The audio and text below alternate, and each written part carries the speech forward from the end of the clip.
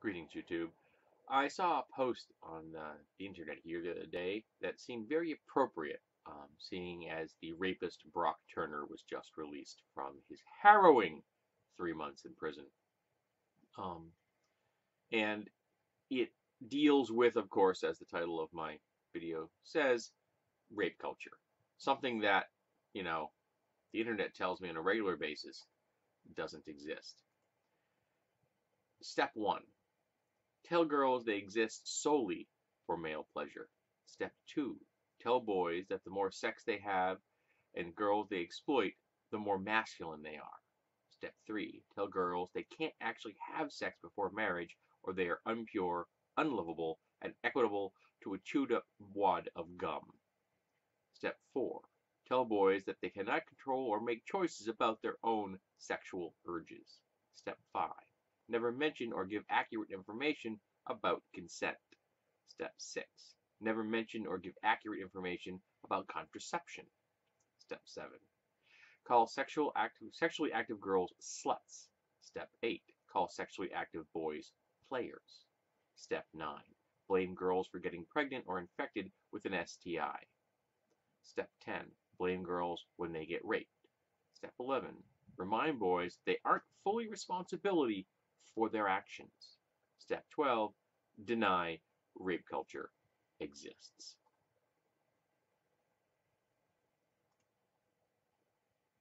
Because that's what rape culture is. It isn't an externalization that says you must behave this way.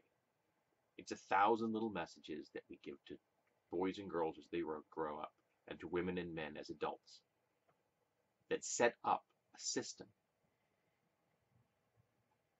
that biases our culture against women and in favor of men when it comes to rape, when it comes to sexual assault. It's what the Stanford policy that they recently disclosed came from, telling women that, you have to make sure you're not drinking too much, while never mentioning explicitly to men, you have to make sure you're not raping people when they're inebriated. Now, I'm not a big fan of recreational drugs. In fact, I think that we'd all be better off if a whole lot of people used a whole lot fewer. But when using them, the acts of aggression are upon the aggressor that befall a person that is under the influence of a recreational drug. Violence, sexual assault, rape, all of these things are entirely voluntary acts.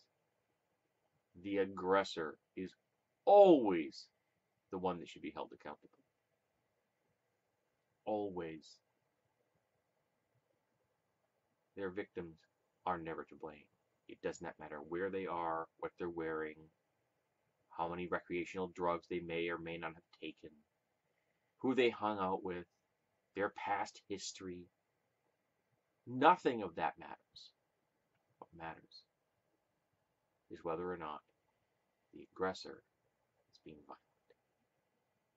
And until we shift that message, this list I've just read is going to continue to churn out another generation immersed in rape culture. And this is entirely a voluntary process.